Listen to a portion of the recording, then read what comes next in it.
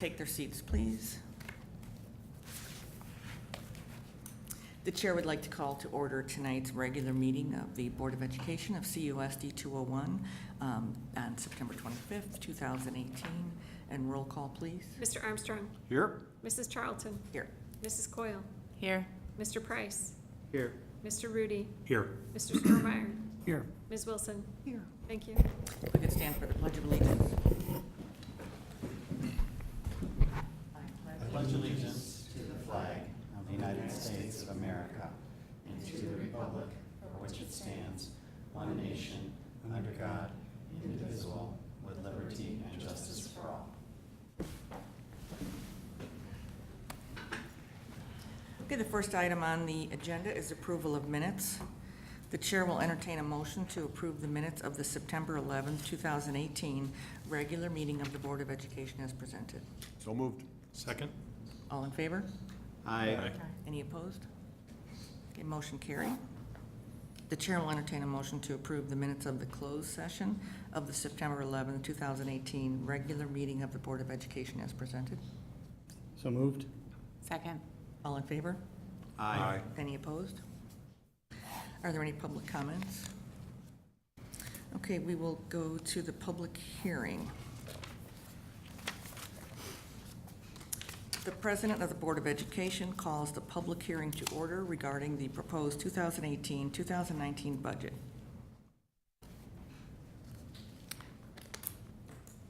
Good evening. I have the 2018-19 budget to present to you tonight. And we're going to start out, first of all, we'll look at our revenues by source.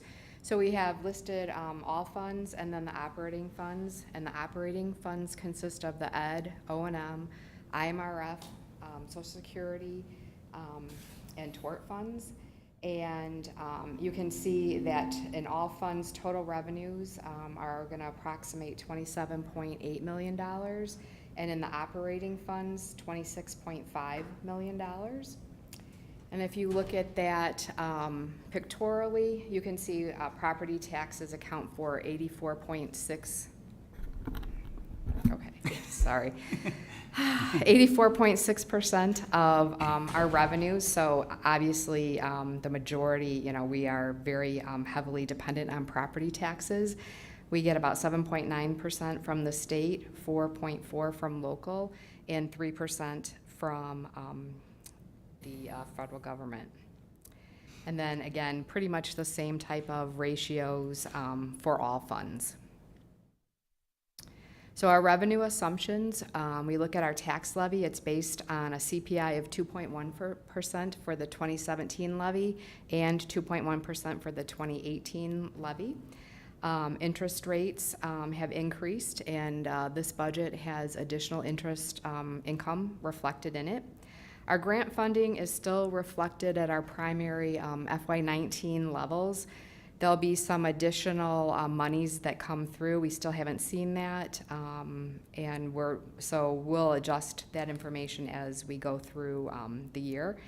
And then, if you recall, last year, Senate Bill 1947 was passed, and so general state aid as we know it kind of went away, and it was replaced with this evidence-based funding.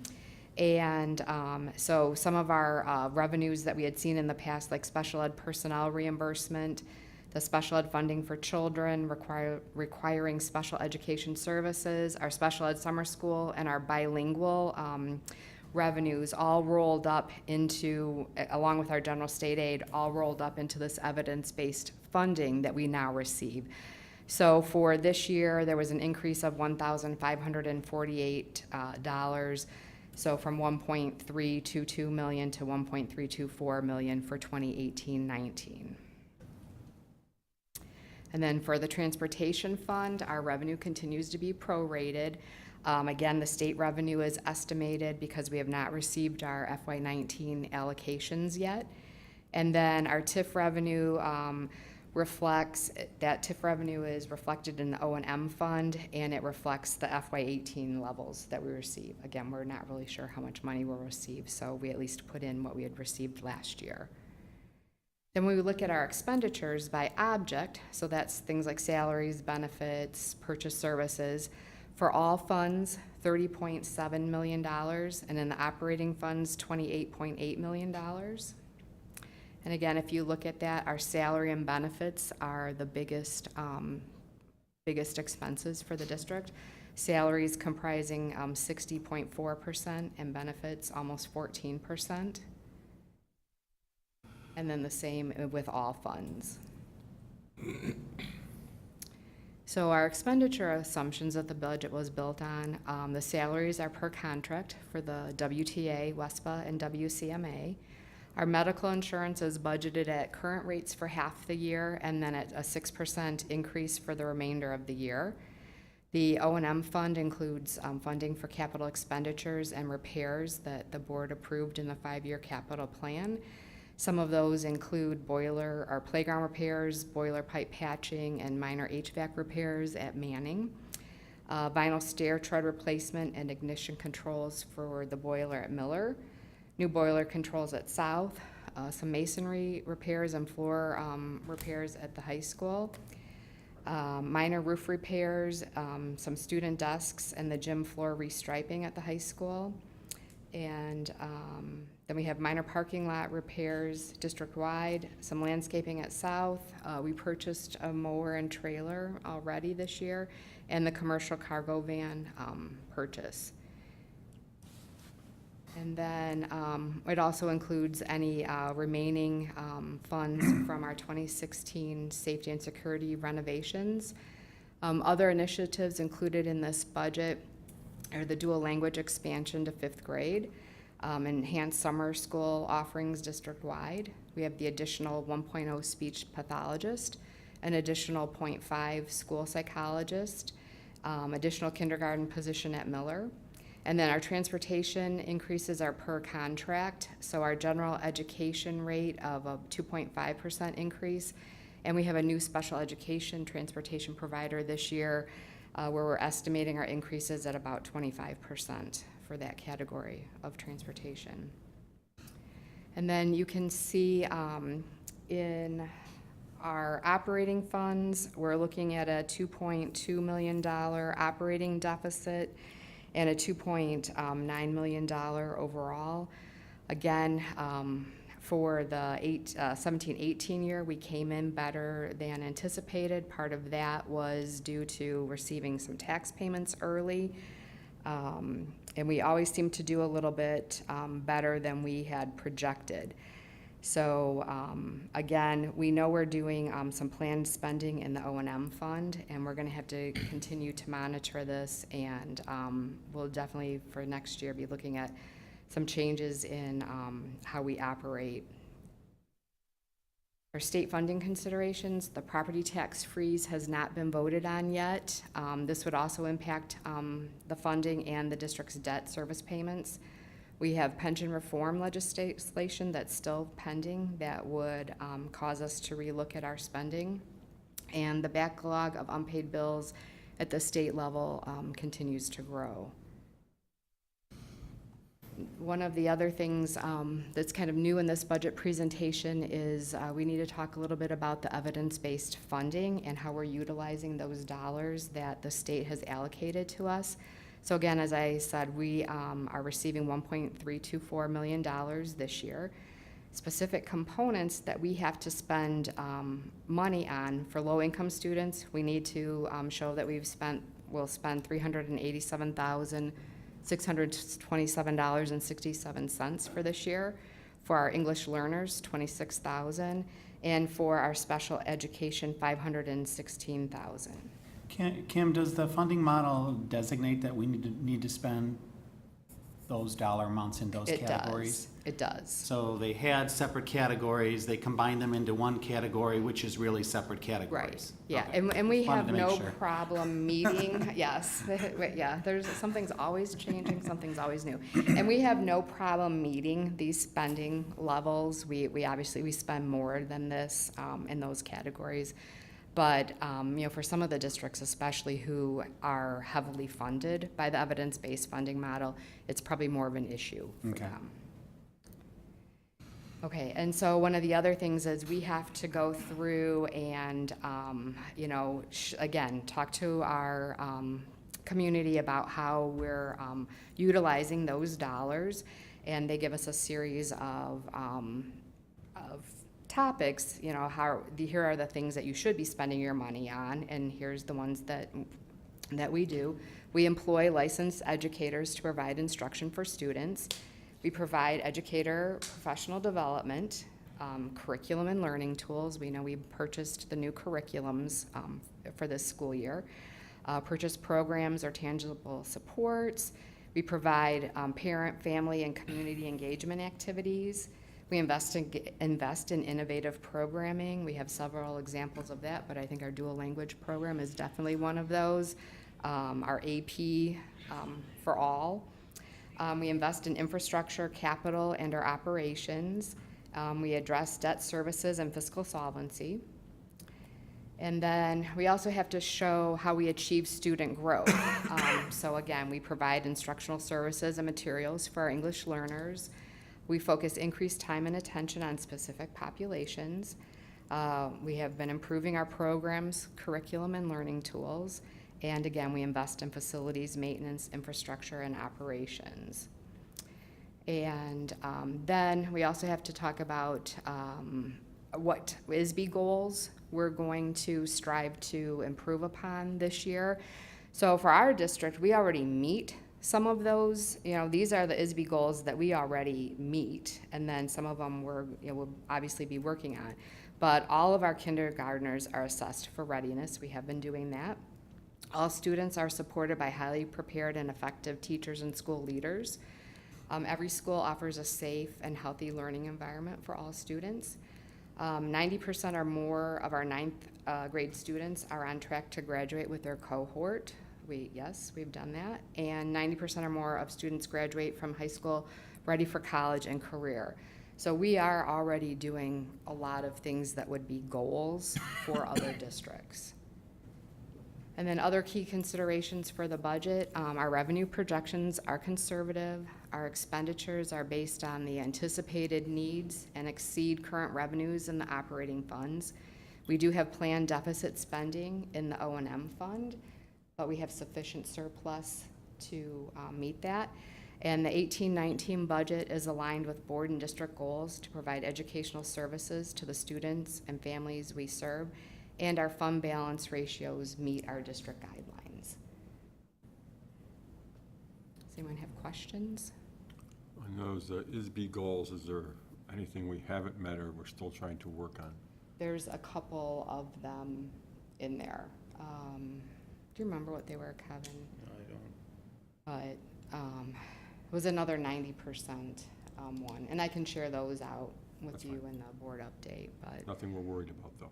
no, Okay. no. Okay, the president asks if there are any additional comments from the members of the Board of Education regarding the proposed 2018-2019 budget. Okay. The president asks if there are any public comments concerning the proposed 2018-2019 budget. The president then declares that the public hearing on the proposed 2018-2019 budget is closed.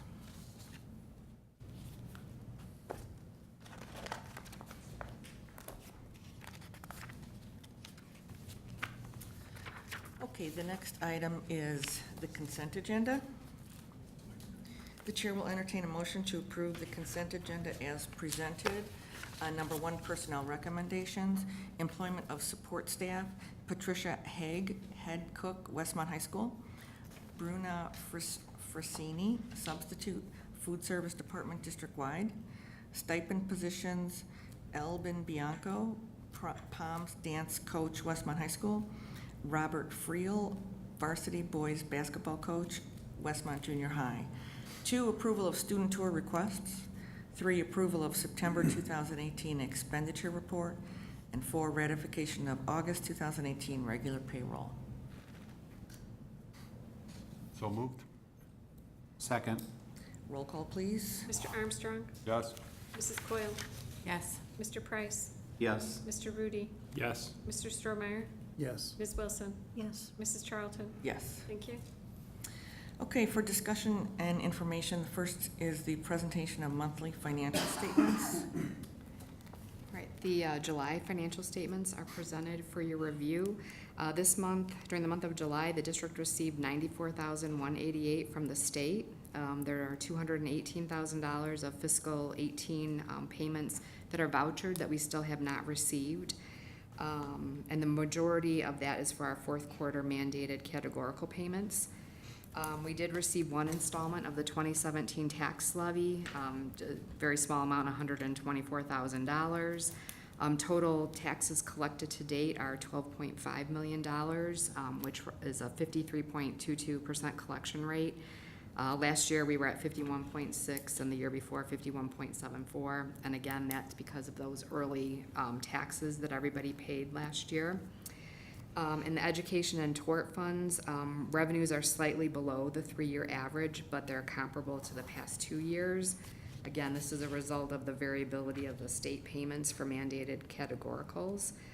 In the ed fund, we did receive $94,000 of FY18 payments, and there's $98,000 still vouchered, and there are no FY19 payments vouchered at this time. Then in the O&M fund, revenues in these funds are below the prior year average. So our taxes comprise the majority of revenue in the O&M fund, and because we received those early taxes by June 30th, our revenues this year at this point in time are gonna look low. But we're, where we should be. And then the receipt of rental revenue also varies by year and accounts for some of the remainder of the fluctuation.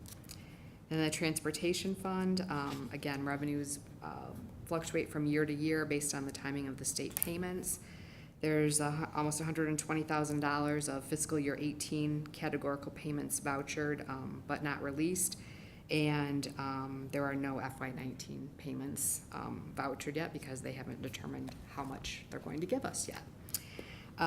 Then for our expenditures in the ed fund, they're slightly below the prior year average, but they're where they should be. In the O&M fund, again, the expenditures vary from year to year depending upon projects done over the summer. The O&M fund is 3.95% spent to date, and it was 5.67% spent to date last year. And then in the transportation fund, expenditures are comparable to the prior year averages, and again, it's the timing of receipt of invoices from the transportation vendors creates the variability from year to year. Student activity accounts are attached, as well as fund balances and investments, and at the end of July, we had $18 million invested. Does anyone have questions? Okay. The next item is the presentation of the ISB salary compensation report. Okay, and this is a report that we are required to post each year, and it has teacher and administrator salary and benefits. We submit this to the Illinois State Board of Education each year. So that information is attached for you. And, okay, why is... Want me to read the next one? Yeah, that's, I don't Okay. know what's wrong with Then the next item is the presentation of the IMRF salary compensation report. And that's the same thing. So that one is a required disclosure, and that actually has our 18-19 salaries. And so any IMRF employee whose compensation is greater than $75,000 has to be posted. That includes their salary and benefits as well. Okay, and then the presentation of salary report for all employees. And then that is a report that the board, based on the other reports that we had done in the past, that they asked that we create and post. So we have that listed for you, and that is all employees for the 2017-18 school year with their base salaries and their benefits. And then the prior years is also posted on the website as well. That's what I was just gonna ask, Yep. and then, these will be posted after Yes, and we- they'll be posted file. by the end of the week. Okay, any questions? Then the next item is an action item, adoption of 2018-2019 budget. The chair will entertain a motion. Whereas the Board of Education of Community Unit School District 201, County of DuPage, State of Illinois, caused to be prepared in tentative form a budget, and the secretary of this board has made the same conveniently available to public inspection for at least 30 days prior to final action thereon. And whereas a public hearing was held as to such budget on the 25th day of September 2018, notice of said hearing was given at least 30 days prior thereto as required by law, and all other legal requirements have been complied with. Now therefore be it resolved by the Board of Education of said district as follows. Section 1, that the fiscal year of this school district be, and the same hereby is fixed and declared to be beginning July 1st, 2018, and ending June 30th, 2019. Section 2, that the following budget containing an estimate of amounts available in each fund separately and of expenditures from each be and the same is hereby adopted as the budget of this school district for the said fiscal year. Second. You did the first one? Okay, roll call, please. Mrs. Coyle? Yes. Mr. Price? Yes. Mr. Rudy? Yes. Mr. Stromeyer? Yes. Ms. Wilson? Yes. Mr. Armstrong? Yes. Mrs. Charlton? Yes. Thank you. Okay, so the budget is adopted, and then we'll have the superintendent's report. Included in my report, last Friday, September 21st, our science teachers throughout the district hosted the second annual Citizen Science Expo at Westmont High School. And this is an opportunity for students and community members to learn about reducing, reusing, and recycling. They had many fun and informative activities for the community. And then also they had our farmers market, which they're selling produce from our own Westmont High School garden. And they were also selling honey from the high school beehives. So it was a great community event. And then also our Taiwan Sister City Student Exchange Program. We are having another group of students from Taiwan who will be visiting our high school in November during the Thanksgiving holiday. And once again, we'll be looking for host families. So if anyone is interested, they can contact my office or Mr. Pete Landreth at Westmont High School. And he's the liaison for this. And then in the spring, we'll actually be sending our first group of Westmont High School students to Taiwan. So hopefully we'll have some. I know the families who participated last year really enjoyed the experience, so it's a great opportunity. Kevin, can you share with the community where you're going tonight? Sure. After tonight's board meeting, I will be going with other representatives from the Westmont community to Hsinchu County in Taiwan, participating in a forum that is education, community, and health. And I will be doing a presentation about our school district for the education topic. And the nice thing is that Hsinchu County in Taiwan is paying for our expenses, so there's no cost to the district. And so I'm looking forward to it. We look forward to hearing how it went. Okay, anything else? Kevin, is that? Yep, that's it. Are there any board reports? I have two. I just want to say congratulations to Manning on the Monster Mile that they just held. Another wonderful event, and if you've seen any of the pictures or have gone to it, it really looks like a great fundraiser that's a lot of fun for the students. And the other thing that I wanted to mention, every year I help out at the junior high with Hats Off for Cancer to collect money for Hats Off for Cancer. And what the students do is, you're not allowed to wear hats in school, but on this one day, if you bring $1 and donate it, you can wear a hat. And it's a lot of fun because kids really get creative with their hats. I will say that the staff does too. Mr. Jonak's hat was about 12 to 15 inches tall. It was very nice. But this year, it was extra special because as I walked around the school, I got to take Emmy with me and walked around to do that, and Emmy is, of course, the dog. And I have to say, it is amazing how the students and the staff relate to her. So it's a great piece. I volunteered to go over there once a week now and do something, so. No, anyway, so that was just a wonderful thing. So thanks to Mr. Jonak for bringing that to our district, and I really look forward to hearing how that's going through the years, so. Any other board reports? Okay. Then, future meetings and events. There will be an elementary parent workshop, and that's for both schools, Manning and Miller, and it's on standards-based reporting, and that will be September 27th at 6 p.m. at Miller Elementary School.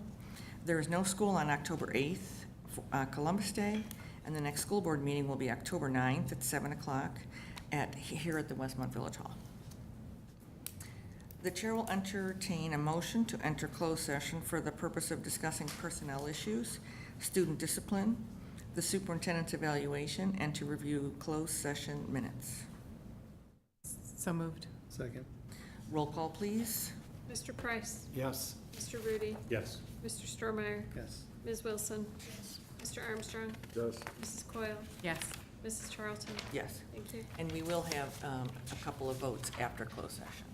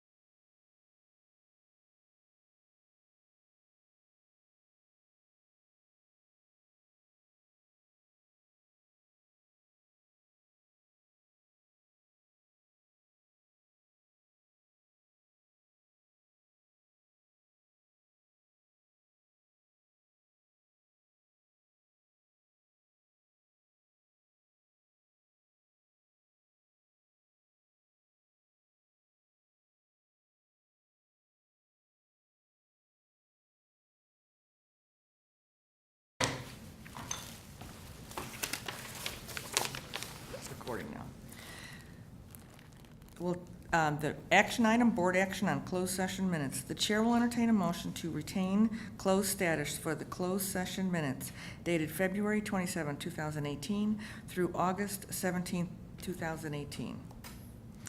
So moved. Second. And roll call, please. Mr. Rudy, Yes. Mr. Stromeyer, Yes. Ms. Wilson, Yes. Mr. Armstrong, yes. Mrs. Coyle, Yes. Mr. Price, Yes. Mrs. Charlton. Yes. So motion carried. The next item, the chair will entertain a motion to approve the destruction of the verbatim closed session minutes from October 11th, 2016 through March 21st, 2017. So moved. Second. Roll call, please. Mr. Stromeyer, Yes. Ms. Wilson, Yes. Mr. Armstrong, yes. Mrs. Coyle, Yes. Mr. Price, Yes. Mr. Rudy, Yes. Mrs. Charlton. Yes. The chair will entertain a motion to adjourn. So moved. Second. All in favor? Aye. Meeting's over.